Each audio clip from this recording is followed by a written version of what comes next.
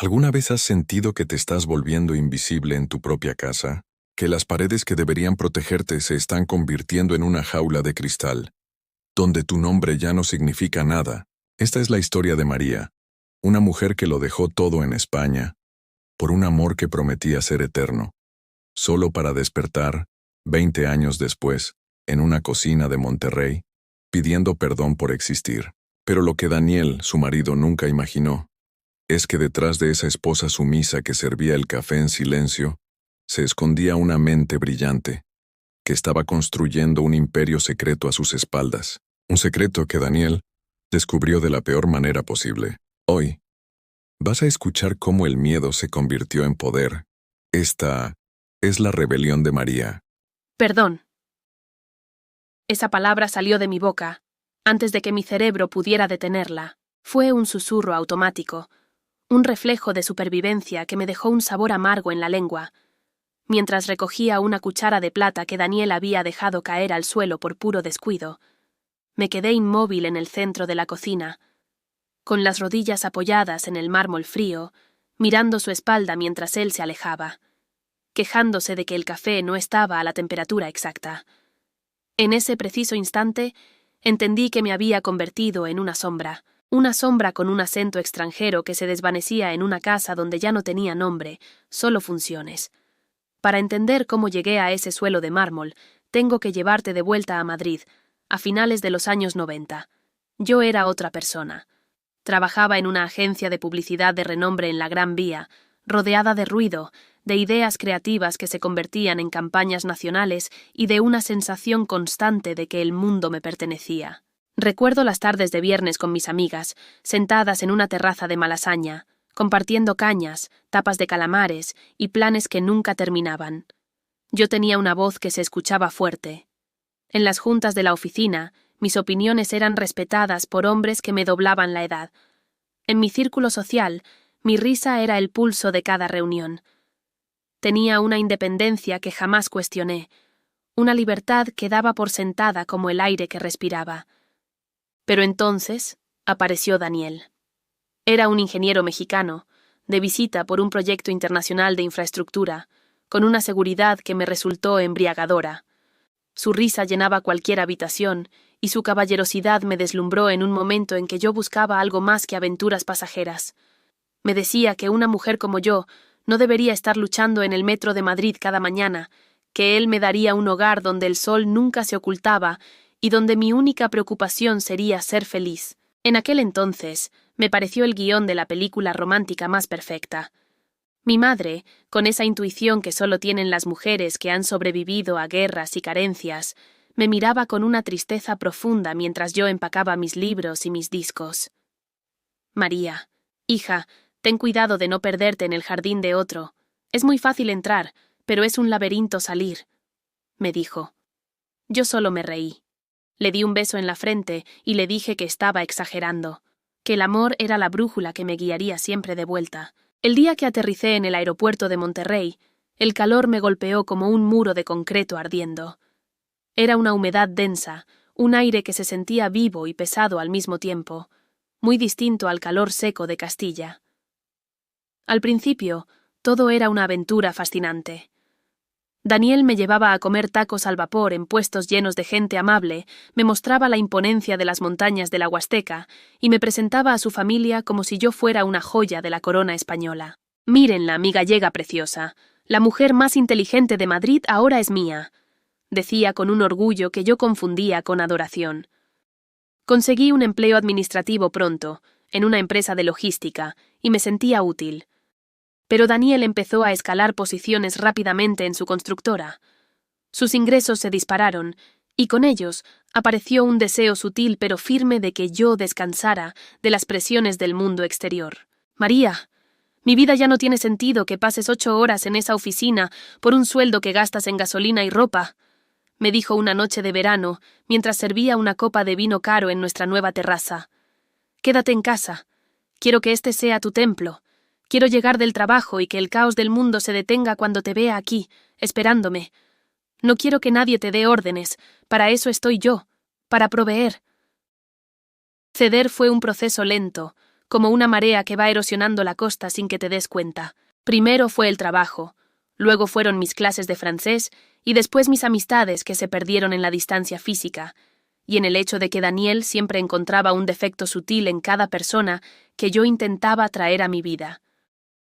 Esa mujer es muy liberal, decía de una, o ese tipo no me da buena espina, decía de otro. Mis días se transformaron en una coreografía perfecta de limpieza, decoración y cocina de alta escuela. Me volví experta en los caprichos de Daniel. Sabía cómo quería que se plancharan sus camisas de seda con el vapor justo. Conocía la marca exacta de detergente que no irritaba su piel y el orden alfabético estricto de los libros en la biblioteca. Sin darme cuenta, mi identidad se fue borrando como un dibujo en la arena. Ya no era María la publicista creativa. Era, ante todo y sobre todo, la señora de Daniel. Pasaron 20 años. 2 décadas de ver cómo el mundo seguía girando fuera de mis ventanas, mientras yo me convertía en una experta en la gestión de una casa de 500 metros cuadrados. Tuvimos 2 hijos, Andrés y Sofía, que llegaron al mundo con esa capacidad brutal que tienen los bebés de hacer que una mujer olvide temporalmente quién era antes de ser madre. Los amé con una ferocidad que me consumía, y ese amor fue también, durante años, mi justificación para no escapar. Me decía a mí misma que lo hacía por ellos, que un hogar estable valía más que mi orgullo herido. Pero Andrés y Sofía crecieron viendo a una madre silenciosa que siempre caminaba de puntillas y a un padre cuya palabra era la ley absoluta de la gravedad. Un día, cuando Sofía tenía 12 años, me preguntó con esa honestidad brutal de los niños: «Mamá, ¿tú tienes opiniones propias o solo repites lo que dice papá?» Me quedé sin palabras. Me fui al baño, abrí la llave del agua fría y lloré contra el lavabo durante 10 minutos para que nadie me escuchara. Esa pregunta me persiguió durante meses como una herida abierta. Me acostumbré a pedir permiso para todo, una humillación que fui normalizando con el tiempo. ¿Podía comprar una revista de diseño? ¿Podía ir al supermercado fuera del horario habitual? Daniel controlaba las cuentas, las contraseñas del Internet, el kilometraje del coche. Me volví una experta en la invisibilidad. Aprendí que si la casa estaba en un silencio sepulcral y la cena estaba lista exactamente a las 8 de la noche, él no tenía motivos para gritar o para usar ese tono sarcástico que me hacía sentir pequeña. Y así el perdón se convirtió en mi muletilla para todo, incluso cuando él olvidaba mi aniversario. Incluso cuando me criticaba frente a sus socios con una sonrisa en la boca, como si yo fuera un chiste privado que solo él entendía. Pero esa tarde de la cuchara algo explotó en mi interior. Al levantarme del suelo, vi mi reflejo en el acero inoxidable del refrigerador de última generación y me desconocí por completo. Tenía 45 años y la mirada de una mujer que había renunciado a su propia alma. Vi vacío. Un vacío enorme y ordenado, como una habitación perfectamente decorada en la que nadie vive. Sentí un asco profundo, una náusea física que me subía por la garganta. Esa noche, cuando Daniel se quedó dormido con el control remoto en la mano, subí al ático con el corazón martilleando mis costillas.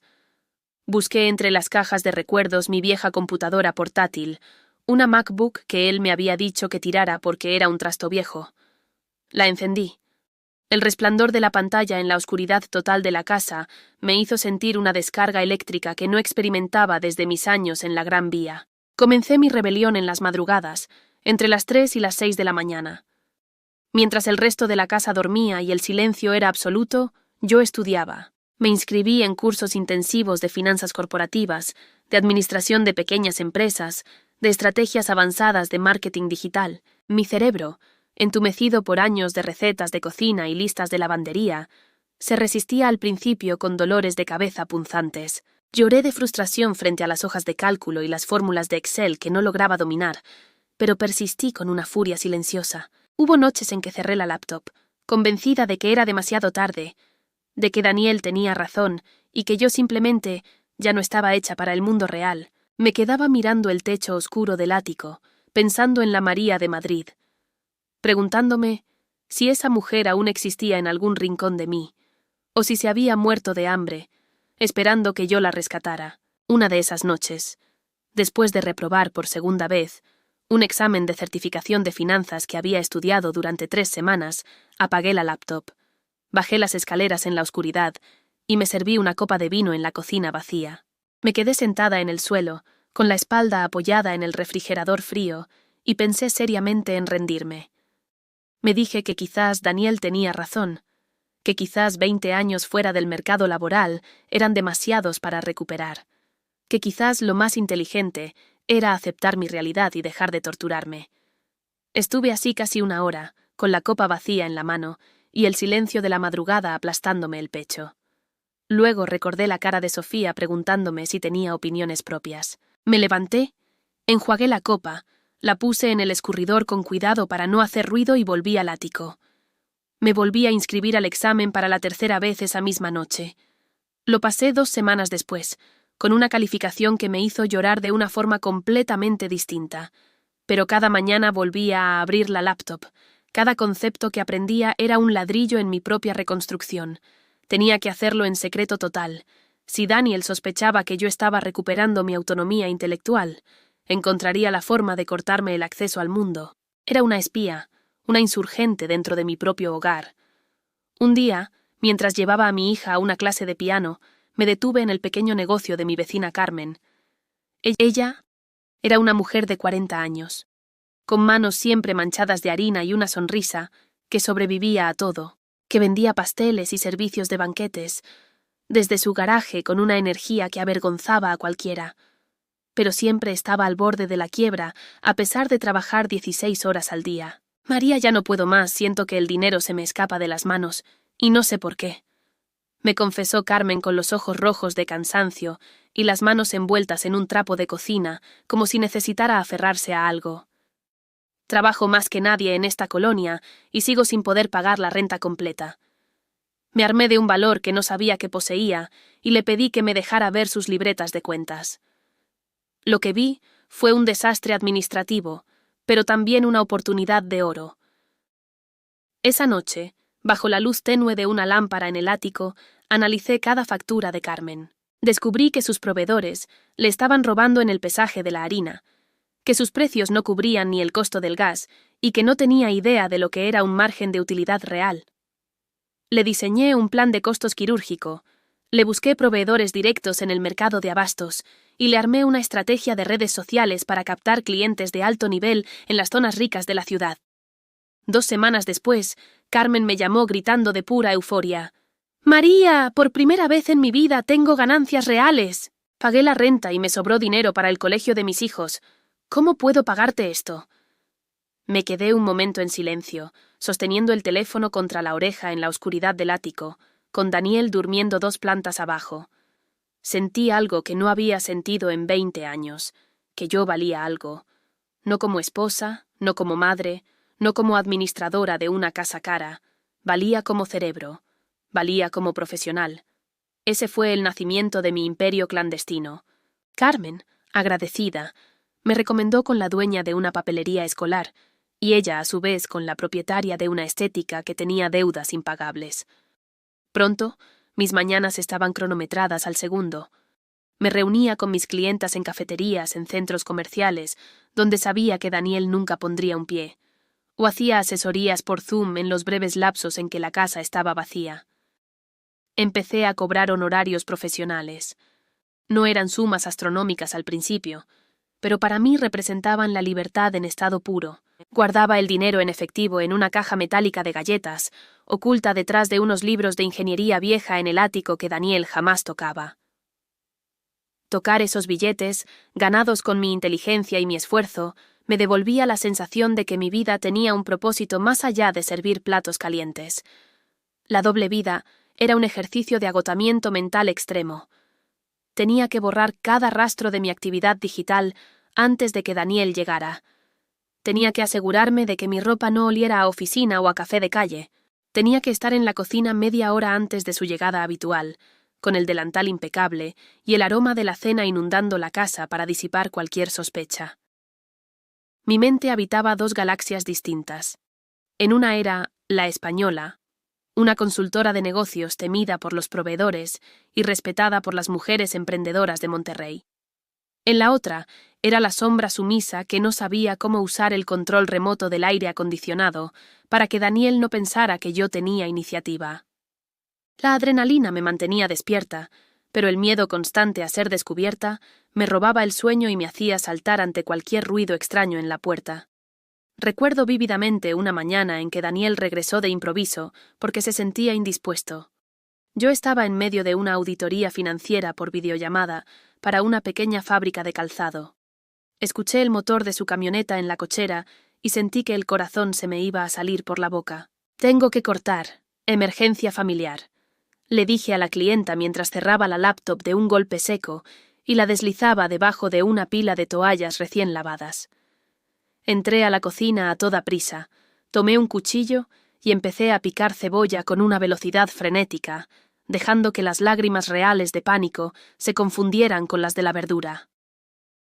Daniel entró, se quejó de una migraña y se fue directo a la cama sin notar que mi respiración era la de alguien que acaba de correr un maratón. Ese día entendí que el tiempo del secreto se estaba agotando. Mi cartera de clientas explotó por el boca a boca. Empecé a ayudar a mujeres no solo a sobrevivir, sino a escalar sus negocios a niveles industriales.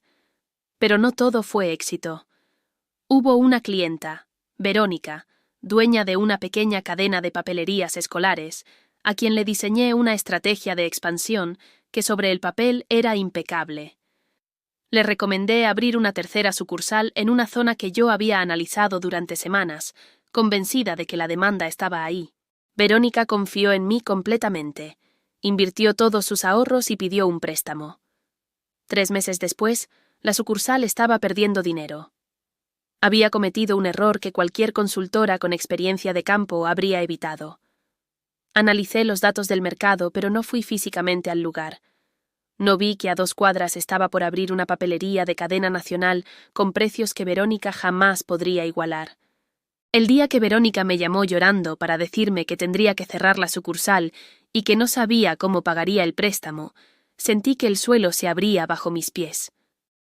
Colgué el teléfono, fui al baño del café donde estaba trabajando, me encerré en un cubículo y me quedé ahí parada con las manos apoyadas en la pared fría, diciéndome que había arruinado la vida de una mujer que había confiado en mí. Tardé 2 días en poder llamarla de vuelta. Cuando lo hice, le dije la verdad sin excusas. Me había equivocado. Le devolví todos sus honorarios. Le ayudé a renegociar el préstamo sin cobrarle un peso y trabajé con ella durante 4 meses gratis, hasta que encontramos la manera de convertir esa sucursal fallida en un negocio de impresión digital que terminó siendo el más rentable de los 3. Aprendí más de ese fracaso que de todos mis cursos juntos. Desde entonces, nunca recomiendo nada que no haya visto con mis propios ojos. Me volví experta en detectar fraudes internos y en optimizar cadenas de suministro. En el mundo de las emprendedoras locales, mi nombre era sinónimo de salvación. Me di cuenta de que Monterrey estaba lleno de mujeres brillantes, atrapadas en las mismas jaulas de cristal que yo, mujeres que solo necesitaban un empujón técnico para volar.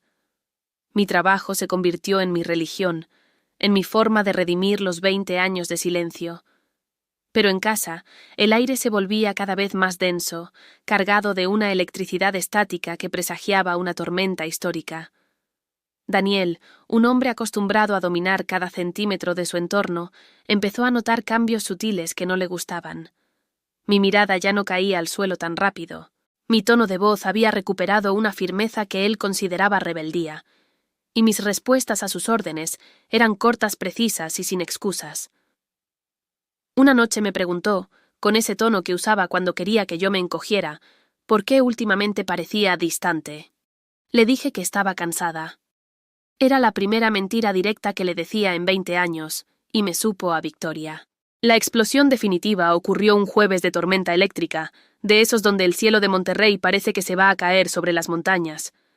Daniel había tenido un día desastroso en una licitación de obra pública, y llegó a casa con una carga de ira, que buscaba dónde descargarse. Yo estaba en el comedor principal, terminando un balance de situación patrimonial, para una empresa de transportes de carga que me había contratado para una reestructuración total. Estaba tan inmersa en las fórmulas complejas de amortización y en los márgenes de EBITDA. celebrando en silencio que les había detectado una fuga de capital, de casi 1 millón de pesos, que no escuché el ruido de la lluvia ahogando sus pasos. Solo sentí su presencia, como una sombra fría y pesada que se proyectaba sobre mis papeles. ¿Qué significa toda esta porquería, María? Me quedé helada por un segundo eterno. La mesa de roble, que Daniel consideraba sagrada para sus cenas de gala, estaba cubierta de contratos con sellos legales, gráficas de barras, estados de resultados, y mi laptop encendida, mostrando una arquitectura financiera que cualquier contador envidiaría. Daniel tomó uno de los documentos con violencia y lo leyó con una expresión de absoluto asco, como si estuviera tocando algo infectado. ¿Consultoría estratégica María Ramos? ¿Qué clase de broma de mal gusto es esta? ¿Desde cuándo te crees con el derecho de usar mi casa para jugar a la oficina con dinero de gente extraña? Me puse de pie lentamente, sintiendo que cada vértebra de mi espalda recuperaba su posición natural después de 20 años de encogimiento. No es un juego, Daniel, y no es una broma. Es mi empresa, es mi trabajo profesional de consultoría financiera. Él soltó una carcajada cargada de un veneno que ya no me quemaba la piel. ¿Trabajo? Por favor, María. No me hagas reír que me duele la cara. No sabes ni cómo se paga el recibo de la luz de este comedor sin que yo te dé el dinero. Todo lo que tienes, desde los zapatos que llevas puestos hasta el aire que respiras en esta casa, es porque yo lo he pagado con mi esfuerzo. ¿Quién en su sano juicio te contrataría a ti para algo más que para limpiar cristales o hacer paella? Seguramente. Son algunas de tus vecinas ignorantes perdiendo el tiempo en tonterías. Quita toda esta basura de mi mesa ahora mismo. Tengo hambre y quiero que me sirvas la cena en paz. No voy a quitar absolutamente nada, Daniel. Y no voy a servirte ninguna cena. Y por cierto, sí sé cómo se paga la luz. De hecho, sé cómo se manejan los flujos de efectivo de 14 empresas medianas que ahora mismo tienen utilidades récord gracias a que yo les enseñé a gestionar su capital. He ganado mi propio dinero, Daniel. Un dinero que tú no puedes tocar y que no está bajo tu control. He pagado mis impuestos, he pagado mi seguridad social y he pagado mi dignidad de vuelta. Está todo en una cuenta que tú ni siquiera sabías que existía. El dinero que me diste para la casa estos meses está intacto en un sobre. Yo pagué mis cursos y mis equipos con mi propio cerebro. Daniel se acercó a mí, invadiendo mi espacio personal de esa forma física que siempre usaba para hacerme sentir pequeña. Pero esta vez se encontró con un muro de hormigón. Eres una cínica y una mentirosa. Me has estado robando tiempo y atención en mi propia casa. Te prohibí terminantemente cualquier actividad fuera de este hogar. Te dije que tu único deber era estar aquí para mí y para mis hijos. Esto es una traición a todo lo que hemos construido. ¿Tienes idea del ridículo internacional que voy a pasar cuando mis socios, hombres de negocios de verdad, sepan que mi mujer anda de contadora de mercado? Es una bofetada a mi apellido.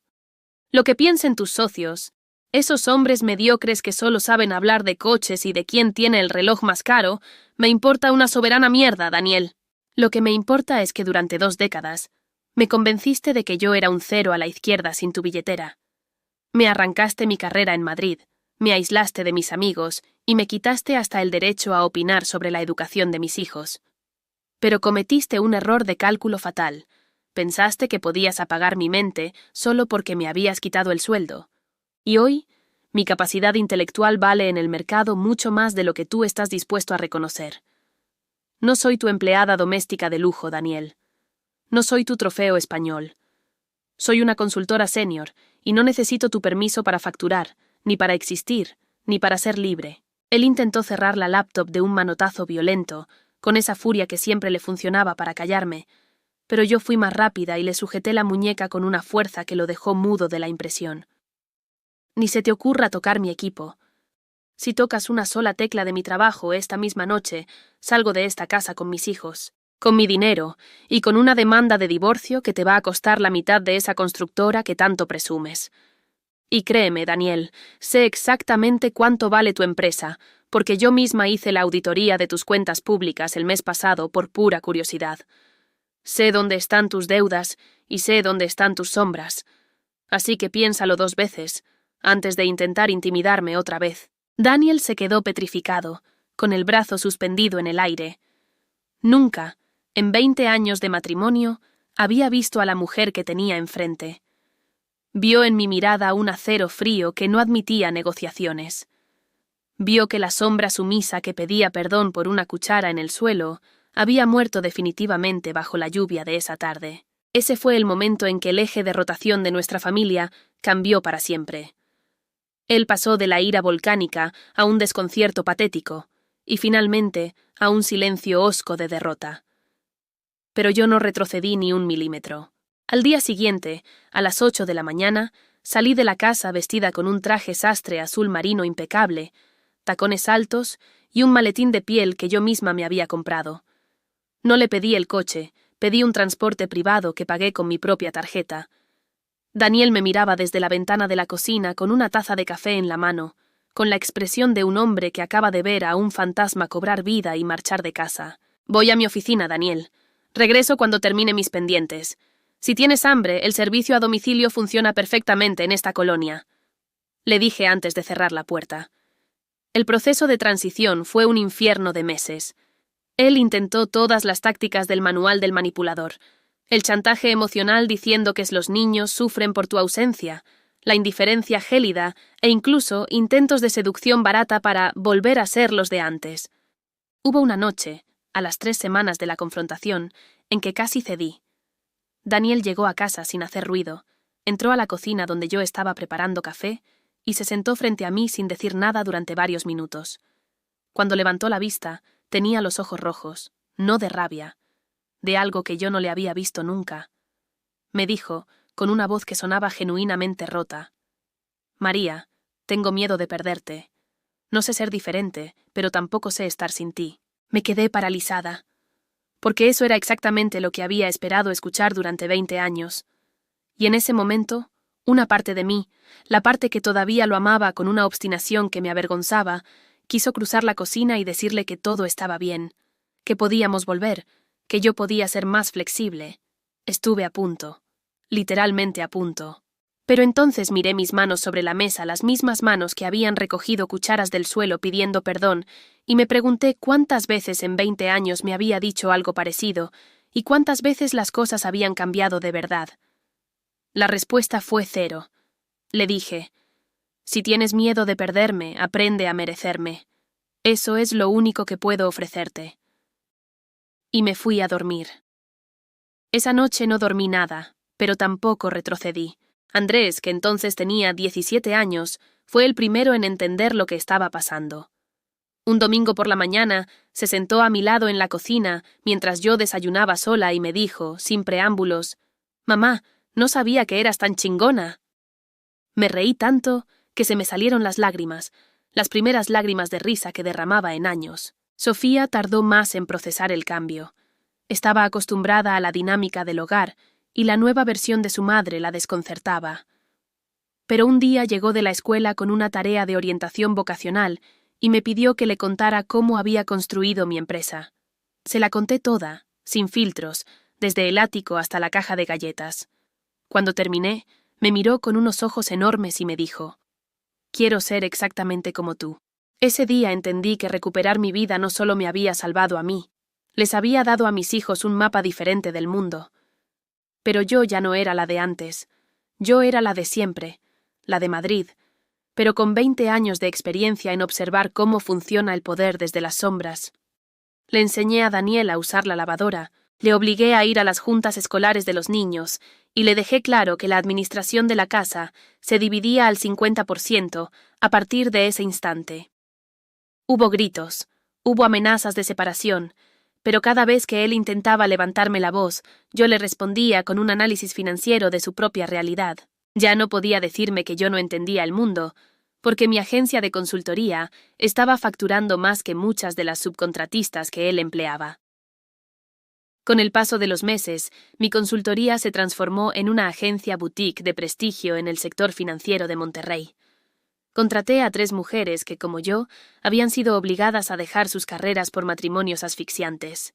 Creamos un búnker de talento femenino, donde los números no mienten y el esfuerzo se premia. Mi nombre, La Española, se convirtió en una marca de calidad y discreción en el mundo de los negocios. Mi oficina, con vista a las montañas, Era mi nuevo templo, uno donde yo dictaba las leyes. Lo más increíble de todo es que Daniel, al verse forzado a convivir con una mujer fuerte e independiente, empezó a respetarme de una forma que nunca antes había mostrado. No fue un cambio romántico de película, fue un respeto pragmático nacido del miedo y de la admiración involuntaria. El poder solo respeta al poder. Ahora, cuando tiene dudas sobre una inversión o un contrato complejo, se acerca a mí con una humildad que me resulta casi cómica. Ya no se atreve a dejar caer una cuchara esperando que yo corra a recogerla. Ahora, si algo se cae, él mismo se agacha, porque sabe que mi tiempo y mi espalda ya no están a su servicio gratuito. A veces, cuando regreso a España para visitar a mi madre, me siento en la misma terraza de Malasaña donde todo empezó. Mis amigas de la juventud me miran y me dicen que tengo un brillo en los ojos que parece fuego.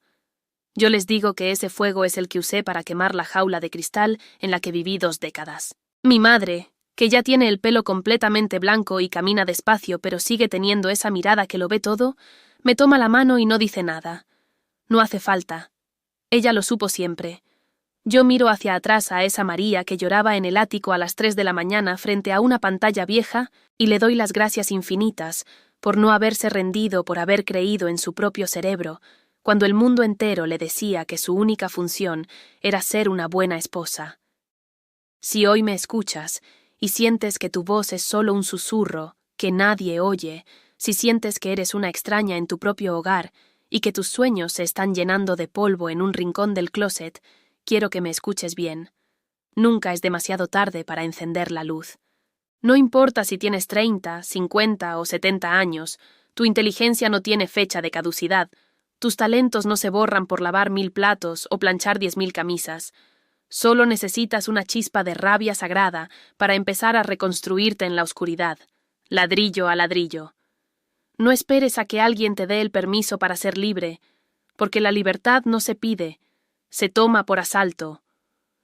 Hoy, cuando entro a mi casa, ya no camino de puntillas. Mis tacones resuenan con fuerza sobre el mármol de la entrada. La casa sigue siendo la misma, las montañas de Monterrey siguen ahí, impasibles, pero yo he recuperado mi nombre completo. He recuperado mi acento, mi risa y mi lugar en el mundo. María ya no pide perdón por errores que no cometió. María ahora firma contratos millonarios, toma decisiones que cambian vidas, y brilla con una luz propia que es tan intensa que nadie, absolutamente nadie, podrá volver a apagar jamás. Porque, cuando una mujer decide que ya fue suficiente de sombras, el universo entero se detiene para verla brillar. Te agradezco por haber llegado hasta acá. Te pido que te suscribas si todavía no lo has hecho, que compartas este video y que me des un like, eso ayuda a crecer al canal. Hasta pronto.